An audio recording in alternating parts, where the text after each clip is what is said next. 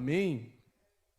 Deuteronômio capítulo de número 1, verso de número 19. Deuteronômio capítulo 1, verso 19. A Bíblia diz assim, quantos acharam? Diga amém, vamos lá. A Bíblia fala assim: e depois, conforme o Senhor, o nosso Deus, nos tinha ordenado, partimos de Horebe e fomos para a serra dos amorreus, passando por todo aquele imenso e terrível deserto que vocês viram. E assim chegamos a Cades Barneia. Então eu lhes disse: vocês chegaram à serra dos amorreus, a qual o Senhor, o nosso Deus, nos dá. Vejam, o Senhor, o seu Deus, põe diante de vocês essa terra. Entrem na terra e tomem posse dela, conforme o Senhor, o Deus dos seus antepassados, lhe disse: não tenha medo e nem desanime. Vocês todos vieram dizer-me: mandemos alguns homens à nossa frente em missão e de reconhecimento da região, para que nos indiquem por qual caminho subiremos e a quais cidades iremos. A sugestão pareceu-me boa, por isso escolhi 12 de vocês, um homem de cada tribo, e eles subiram a região montanhosa e chegaram no vale de Escol e a exploraram. Trouxeram alguns frutos da região com o seguinte relato: essa terra que o Senhor, o nosso Deus, nos dá, é boa. Aleluia. Glória a Deus. Só até aí, por enquanto. Fecha os seus olhos, Pai. Nós lemos a Tua palavra, Senhor, e cremos que essa é suficiente para mudar a nossa vida. Por isso, no nome de Jesus, de uma maneira clara e de uma maneira, Senhor, Deus, eficaz, forte, poderosa, fala ao nosso coração, Pai. Em nome de Jesus, que desde agora todo espírito de incredulidade, todo espírito, ó Deus, que vem para combater a nossa fé, nós repreendemos em nome de Jesus. Amém e amém. Glória a Deus. Você pode dizer graças a Deus. Amém. Glória a Deus. Irmãos, a Bíblia fala que a fé, ela agrada a Deus, né? Diga assim comigo: a fé agrada a Deus. A fé agrada a Deus. Isso é bíblico. A palavra de Deus fala isso, que a fé, ela agrada o coração de Deus. A fé, ela traz ao coração de Deus algo sobre as nossas vidas. É interessante porque eu não gosto de falar que, às vezes a gente fala que a fé, ela move Deus. Eu não acredito que a fé move Deus nesse sentido de que a fé tem algum poder para tirar Deus do lugar. Não é isso. Mas eu acredito que a fé nos move aonde Deus está fazendo alguma coisa. Amém? Você crê nisso? A fé nos move aonde Deus quer agir. Não é que Deus é movido pela fé. Nossa fé não tem poder para mover Deus. Na verdade, a nossa fé nos move para onde Deus está agindo. Porque é Ele que faz. É Ele que é poderoso. Agora entenda uma coisa: se existe algo, preste atenção nisso, que é fundamental, que é importante, sabe, que nós vamos tomar cuidado no nosso coração, é com relação àquilo que cremos. Porque na verdade, meu irmão, eu quero te dizer uma coisa com toda afirmação: aquilo que você crê define aonde você vai chegar, define aonde você vai romper em Deus. Aquilo que eu creio define aonde eu vou estar. Sabe, é muito sério quando a Bíblia fala que nós precisamos realmente agir em fé, e que quando nós temos essa concepção, essa mentalidade, essa maneira de enxergar, nós podemos qualquer coisa. Afinal, a Bíblia fala que a fé, ela pode remover montanhas, ela pode dizer de um monte: sai daqui e vai para lá, e ele vai. Por quê? Porque é a perspectiva da fé. Se existe algo poderoso no reino espiritual, é a fé. É o poder de Deus agindo em nós. É a fé, é crer que realmente Deus, Ele é capaz de tudo. E quando eu olho para isso, eu percebo que então, nós precisamos ter alguns antídotos contra inimigos da fé, contra inimigos daquilo que nós cremos. E se existe um inimigo, meu irmão, que é capaz de destruir a ação, sabe, de Deus na sua vida, de destruir aquilo que Deus está fazendo em nós, é a incredulidade. Não tem nada mais destruidor, sabe, não tem nada mais que arrasa mais, que destrói mais do que a incredulidade, um ambiente de incredulidade, um espírito de incredulidade. Isso é tão sério que por algumas vezes Jesus chegou a tirar pessoas de um certo lugar por causa da incredulidade. Um certo dia ele chegou na casa de uma menina que estava morta, e ele foi ressuscitar aquela menina, ela já estava morta, ela estava doente, mas quando chegou ali ela estava morta. E Jesus mandou todo mundo sair lá de dentro. Por que Jesus mandou todo mundo sair de lá de dentro?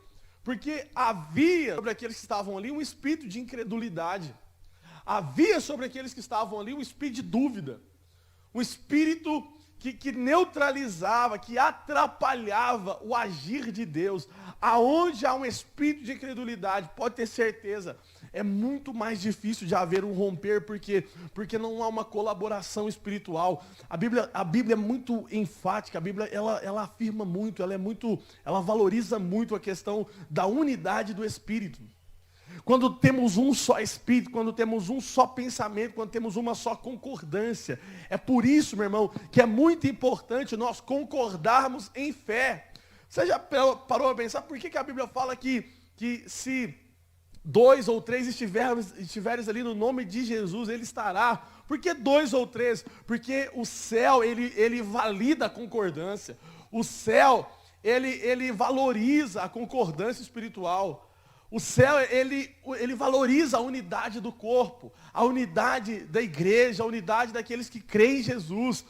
Tanto é que em Atos a Bíblia fala que um pouco antes da partida de Jesus, ele mandou eles irem para Jerusalém, buscarem unânimes. E tanto é que Atos fala que eles estavam unidos, unânimes, na busca pelo Espírito Santo, no derramar do Espírito Santo. Por quê? Porque aonde há o espírito de incredulidade, você pode ter certeza que dificilmente há romper de Deus, dificilmente há milagres, dificilmente há o agir de Deus. Sabe, e muitas vezes nós estamos sendo escravizados, dominados por esse espírito de incredulidade e não percebemos o porquê que nada acontece na nossa vida, o porquê que fulano testemunha milagres, o porquê que ciclano fala de coisas que Deus fez, mas na minha vida parece que não acontece nada. Por quê, meu irmão? Porque estamos tomados por um espírito de incredulidade. E o problema do espírito de incredulidade é que muitas vezes ele é silencioso nos nossos sentimentos. Ele é silencioso dentro da nossa vida, a gente nem percebe e estamos dominados pelo medo. Estamos dominados, quantos talvez de vocês que estão aqui assentados, no tempo que nós vivemos, já foram dominados pelo medo? Dominados pelo pânico. Em algum momento dessa era de pandemia, você falou, meu Deus, isso é perigoso mesmo. Esse negócio vai matar todo mundo, esse negócio vai acabar com o mundo, eu vou falir, eu vou perder, vai acabar. E de repente você se viu em pânico. Em pânico. Sabe, eu não estou dizendo que nós não devemos tomar as nossas precauções, os nossos cuidados, pelo contrário, meu irmão, tome todas as precauções, tome todos os cuidados. Mas é bem provável que se alguém chegar perto de você e falar, meu amigo, deixa eu te dar um testemunho de fé aqui. Qual é? Vou te contar o meu testemunho. Sabe, você acredita que nesse tempo aí eu fui infectado e eu peguei o coronavírus? Eu duvido que você não deu uns 10 passos para trás. Eu duvido que você fale que é misericórdia, irmão. Não, irmão, eu já estou livre. Não, mas pelo amor. Sabe por quê? Porque estamos cada vez mais dominados pela incredulidade. Pela incredulidade. Meu irmão, a ponto de, nesse tempo agora, eu vejo muitas pessoas fazendo até bullying, até exclusão, como se fosse uma lepra. Sabe? Por quê? Porque estamos dominados pela incredulidade. Muitas vezes, nós que cremos em Jesus, nós que professamos a fé em Jesus, nós que falamos que temos fé em Jesus, estamos dominados pelo medo, dominados pela incredulidade, dominados pela falta de realmente de fé, de crer que Jesus está em tudo, está agindo, está no controle de todas as coisas. E eu quero falar aqui sobre alguns sintomas da incredulidade. Sabe, assim como o vírus tem os seus sintomas, assim como algumas coisas que nós contraímos têm alguns sintomas, a incredulidade também tem. Você sabia disso? Quando você está com gripe, quando você está com algum mal-estar, você sente os sintomas. Se você chegar no médico, você falar, olha, eu estou doente. Ele vai te perguntar o que você está sentindo. Porque os sintomas acusam o que está dominando o seu corpo. E assim também, a incredulidade, ela dá sintomas que acusa que ela está dominando a sua vida e não a fé. E eu quero trazer aqui diante de você, talvez, uma clareza, para você fazer um autodiagnóstico nessa noite. Se dentro da sua vida o que está dominando realmente é a fé no poder de Deus, não só de palavras, ou a incredulidade. E eu quero trazer o texto de Deuteronômio capítulo 1, aonde esse povo aqui que foi prometido por Deus, né, a nação de Israel, para possuir a terra prometida, a Bíblia fala que eles vão espiar a terra, e ali, no meio desses 12 espias, havia sim um certo espírito de incredulidade. Meu irmão, agora o que é mais terrível é saber que no meio de um povo que viu Deus fazer tanta coisa, havia gente contaminada pelo espírito de incredulidade. O sintoma de incredulidade estava no ar, estava no meio deles. Deus já havia prometido a terra, já havia feito uma descrição da terra, lá em Deuteronômio capítulo 8, verso 7, você vai ver que Deus já tinha feito a promessa, já tinha dado a descrição, e eles duvidaram da palavra de Deus e das promessas de Deus. Eles pensaram que conquistariam a terra pelos esforços e não pela intervenção soberana de Deus. Tanto é que eles falaram, nós não temos capacidade, nós não damos conta de possuir essa terra, nós não conseguimos, não vamos conseguir. Por quê? Porque eles olharam para o seu braço, para o seu esforço. Preste atenção, Deus prometeu para eles que eles iam possuir a terra. E qual foi o primeiro sintoma de incredulidade? Nós não somos capazes de fazer isso. Sabe qual é o primeiro sintoma da incredulidade? É você enxergar uma incapacidade. Uma incapacidade, não, mas eu não consigo, cara. Não, isso não é para mim. Não, essa vaga não dá para mim, esse emprego não é meu, eu não consigo, eu não tenho essa capacidade, eu não consigo chegar nesse lugar, eu não consigo comprar isso, eu não consigo conquistar isso. Mas Deus falou, mas olha só a minha situação. Sabe, meu irmão, toda vez que Deus faz uma promessa e nós olhamos para a nossa incapacidade, esse é um grave sintoma de incredulidade. Olhar para a sua capacidade. Sabe por quê? Porque uma vez que Deus promete, nós não podemos mais olhar para a nossa capacidade, mas para a capacidade daquele que prometeu. Porque quem promete é que cumpre. Está entendendo? Nós não podemos olhar para a nossa capacidade, mas para a capacidade de quem promete.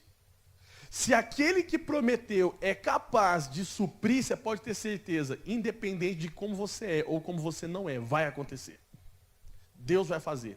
Porque não tem a ver com você, tem a ver com aquele que prometeu. Agora, toda vez que eu olho para a promessa e eu olho para aquele que vai receber a promessa, pode ter certeza que não vai dar certo. Por quê? Porque o sintoma da incredulidade é olhar para a nossa capacidade. Em Números capítulo 13, verso 27, o povo descobre o quê? Que a terra é boa, né? A terra é boa. E de fato, ela é boa. Lá em Números 13, 28, eles fazem um porém. Eles dizem, mas porém, a incredulidade era tão forte, que eles olharam para a terra, mas conseguiram descobrir as circunstâncias adversas, os obstáculos. Interessante, aquele que é dominado pela incredulidade, ele pode até ver que realmente é bom, só que ele enxerga só o que é ruim. Você já viu gente que até confessa, não, realmente é muito bom, só que ele enxerga um lado muito bom e 9 lados negativos? 9 lados que não vai dar certo, 9 lados que vai dar errado, 9 lados que vai falir, que não vai conseguir. Por quê? Porque está dominado pela incredulidade. E aí em Números 13, 30, Caleb, então, ele toma uma decisão, ele fala assim, então, subamos, possuamos, porque certamente nós prevaleceremos. Interessante porque Caleb, ao contrário, estava totalmente dominado pela fé e pela promessa de Deus. E ele resolveu excluir tudo que as pessoas falavam a respeito de negativo e olhou para aquilo que era positivo, daquilo que Deus poderia fazer. Sabe qual é a segunda coisa a respeito da incredulidade, o sintoma de incredulidade? É o senso de fraqueza. O senso de impossibilidade, como eu falei agora. Ele falou o seguinte, versículo 31, nós não podemos subir. Agora eu estou falando de Números 13, 31. Nós não podemos subir. Eles olharam para eles, nós não podemos subir. Ou seja, eles riscaram as promessas de Deus e eles anularam a palavra de Deus e colocaram o poder de Deus simplesmente por água abaixo, porque olharam para eles, sentiram impotentes, sentiram-se fracos. Quantas vezes você já fez isso? Você, no meio de uma promessa de Deus, você olhou para tudo que era seu, que era a sua incapacidade, menos para aquilo que Deus poderia fazer. Sabe qual é o sintoma de incredulidade, se você estiver anotando? É o complexo de inferioridade com relação àquilo que Deus falou que vai acontecer. No versículo 31, eles disseram assim: porque eles são mais fortes do que nós. Eles são mais fortes do que nós. Interessante, porque eles não olharam para a força de Deus em tudo que Deus fez na história deles, desde a peregrinação do Egito até o ponto que eles estavam. Eles anularam tudo aquilo para dizer: esses caras são mais fortes do que nós. Preste atenção. O complexo de inferioridade é tanto um sintoma de incredulidade na nossa vida, meu irmão, que ele é capaz de anular todos os feitos de Deus na sua vida para olhar para os seus inimigos. Deixa eu te falar uma coisa. Eu tenho certeza que você já venceu coisa muito pior do que o que você está passando hoje. Eu tenho certeza que você já passou por situações que você tinha bem menos do que você tem hoje e você venceu. Mas sabe o que o complexo de inferioridade, que acusa a incredulidade, faz na sua vida? Ele faz você olhar para tudo de ruim que já passou na sua vida, para tudo que Deus já fez na sua vida, de milagre, de situação, de circunstâncias, de livramentos, e ele faz você anular tudo isso para você olhar para o inimigo que vem. Está entendendo? A incredulidade, através transparecendo de um complexo de inferioridade, faz você anular os milagres de Deus, daquilo que ele já fez na sua vida, para anular aquilo que ele pode fazer na sua vida. Está entendendo, meu irmão? Sabe qual é a maior estratégia do diabo? É fazer você esquecer o que Deus já fez em você. Porque o dia que você se lembrar o que Deus já fez em você, você vai crer no que ele pode fazer em você. Quem crê? Quem está entendendo o que eu estou falando aí? Sabe o que aconteceu? Sabe por que Davi venceu Golias? Porque ele lembrou que ele venceu o leão. Está entendendo? Sabe por que ele desceu o vale para matar um gigante? Porque ele matou o urso. E toda vez que eu me lembro do que Deus já fez, eu creio que Deus pode fazer de novo. Então, a estratégia do diabo é colocar incredulidade dentro do seu coração, para que um complexo de inferioridade, para que você se sinta menos, para que você se sinta menor da capacidade do que Deus pode fazer na sua vida. Eu te afirmo nessa noite, em nome de Jesus, você não é menor. Você não é menor. E todo complexo de inferioridade, toda a estratégia do diabo de apagar tudo que Deus já fez na sua vida está por terra nessa noite. E você vai ser mais forte do que você já foi antes. Você pode dizer glória a Deus, em nome de Jesus. Sabe, a estratégia do diabo é colocar desespero e desânimos nos outros, através da incredulidade. Qual o sintoma de incredulidade? O terceiro, pastor. O terceiro é desespero e desânimo. No versículo 32, a Bíblia fala que, e diante dos filhos de Israel, infamaram a terra. Eles chegaram diante dos filhos de Israel, eles chegaram diante da nação de Israel, depois de espiar a terra, de olhar a terra, e o que eles fizeram? Eles começaram a infamar. Meu irmão, o problema do espírito de inferioridade, trago pelo diabo, colocado dentro de nós, talvez timidamente, é que ele não simplesmente desanima e destrói o nosso ânimo de que Deus pode fazer algo, como ele também nos usa para desanimar geral. Você já parou para pensar quantas pessoas dominadas pela incredulidade passaram do seu lado e você não rompeu porque você andava com elas? Fulano, eu vou abrir um negócio. Faz isso não, meu amigo. Está uma crise louca, está todo mundo falindo, o pau está quebrando, você vai abrir alguma coisa? Mas Deus me prometeu, vai acontecer. Não, meu amigo, deixa eu te falar, se Ele prometeu, Ele vai fazer outra hora, fica tranquilo, espera. E você não rompeu, porque você escutou o espírito de incredulidade. Eu vou fazer aquilo, eu vou fazer aquilo outro, mas te infamaram. Quando os 12 espias foram lá, e 9 deles eram totalmente incrédulos, eles fizeram questão de comentar os problemas da terra na frente de toda a nação, para que colocasse a nação no mesmo espírito que eles estavam, o espírito de medo e de temor.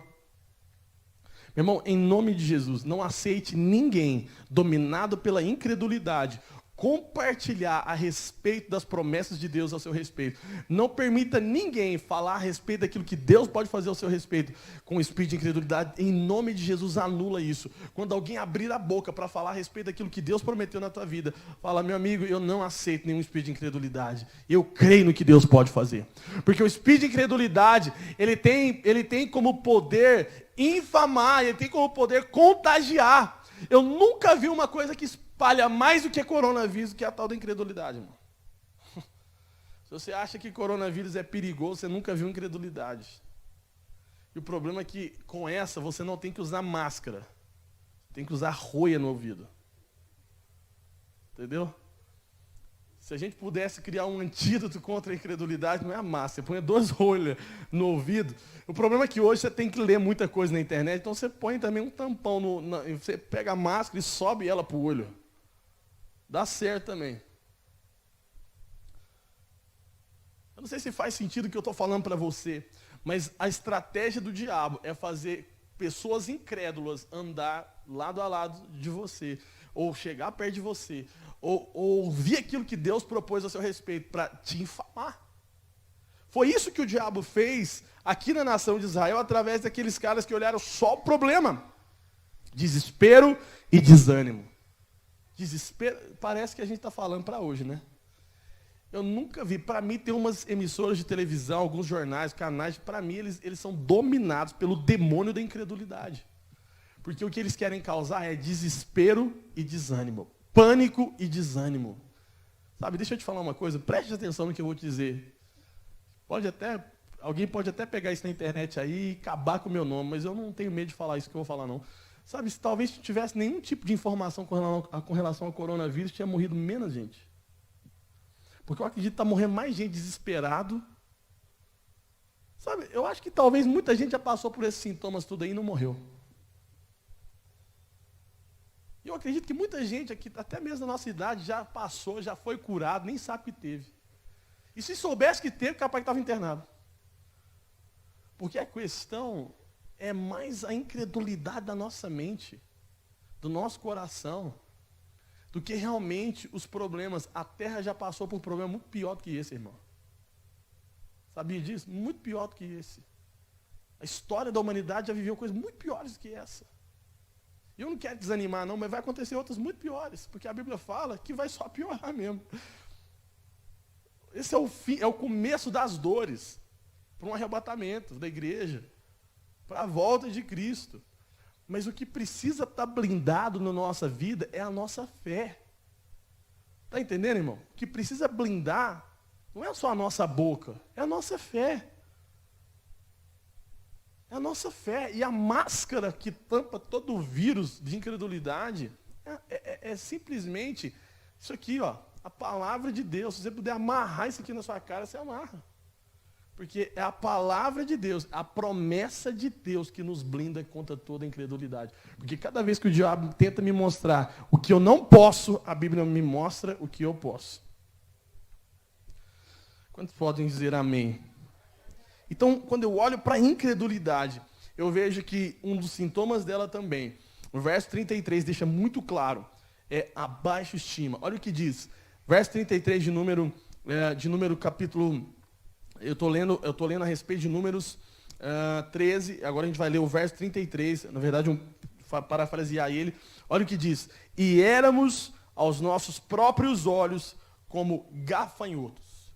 E éramos como aos nossos próprios olhos, como gafanhotos. Interessante que eles deixaram de ver eles como guerreiros e se viram como insetos.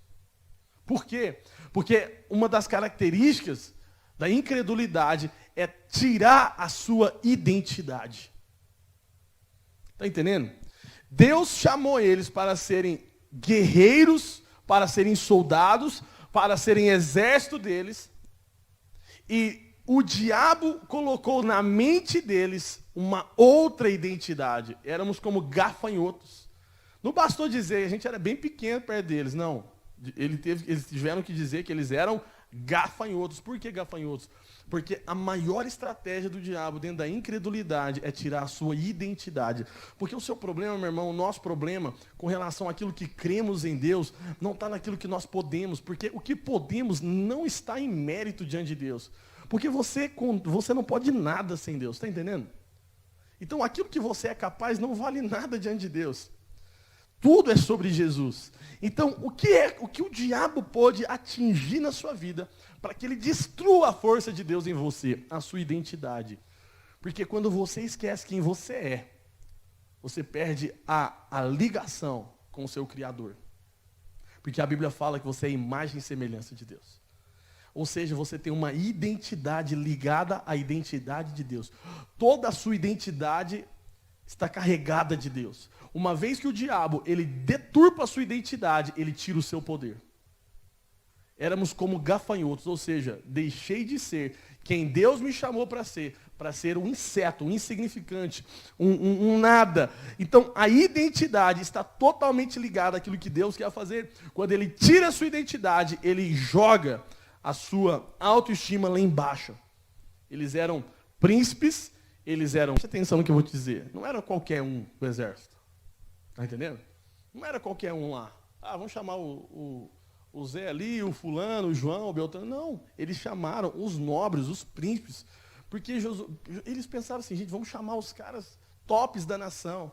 Porque eles vão ter o potencial de enxergar tudo que essa terra tem para formar um exército e lutar contra eles. E contagiar o povo, e animar o povo que Deus vai dar. Só que a surpresa deles é que no meio dos 12 nobres, tinham 9 com a mentalidade de gafanhoto.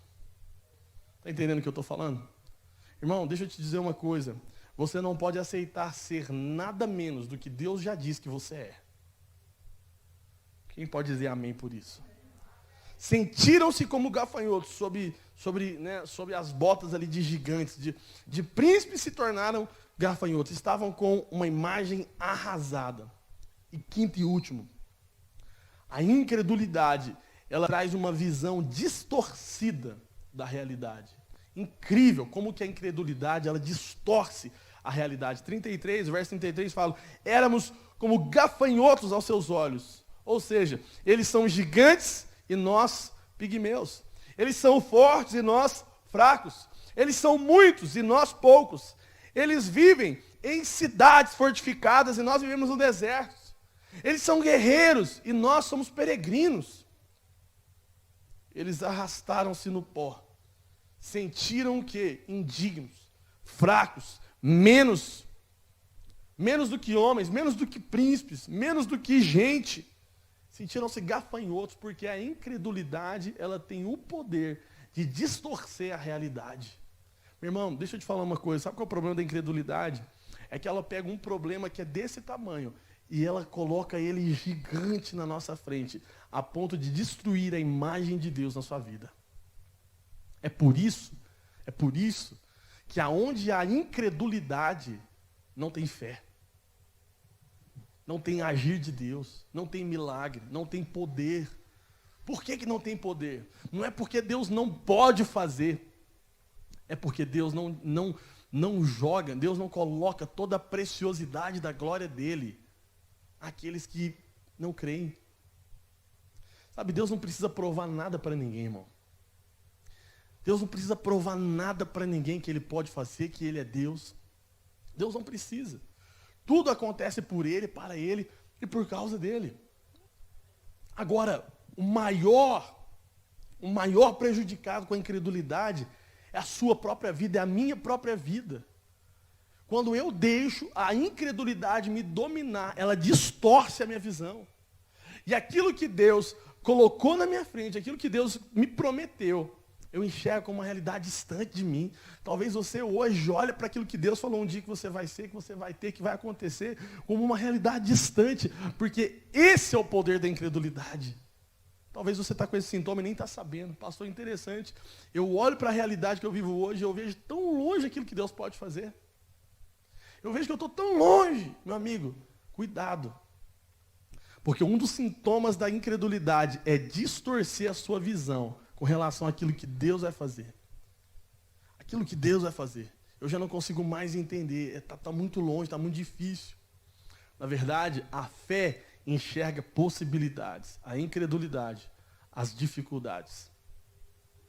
Fala assim comigo, a fé enxerga possibilidades. A incredulidade, as dificuldades. Talvez nessa pandemia, muita gente faliu por causa da incredulidade.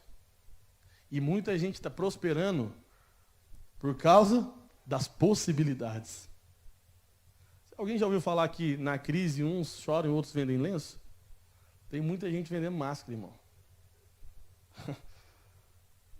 Eu estou falando aqui, eu estou brincando, mas é verdade. Tem muita gente prosperando. Eu não estou falando só com máscara, não. Tem muita gente prosperando no meio dessa. Eu vi gente falar para mim, pastor, eu estou vendendo muito mais agora. Estou vendendo muito mais agora. Estou prosperando muito mais agora. Alguém pode dizer como? Eu vou te falar como. Porque decidiu enxergar possibilidade e não dificuldade. Esse é o diferencial daqueles que creem. Esse é o diferencial daqueles que realmente têm fé e não incredulidade. Deixa eu te fazer uma pergunta para a gente encerrar.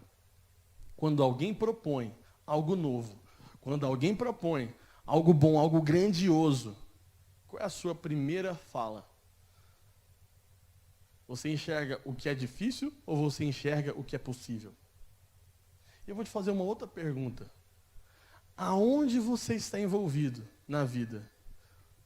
Aonde você está envolvido? Quais são os seus projetos? Alguém disse o seguinte, que pessoas que realmente têm fé e creem em Deus estão envolvidas em projetos que para elas são impossíveis. Sabe por quê? Sabe onde Deus está? Naquilo que o homem não é capaz de fazer. Se você quer saber onde está a sua fé, perceba se você está envolvido com coisa maior que você. Coisa que você não é capaz de fazer.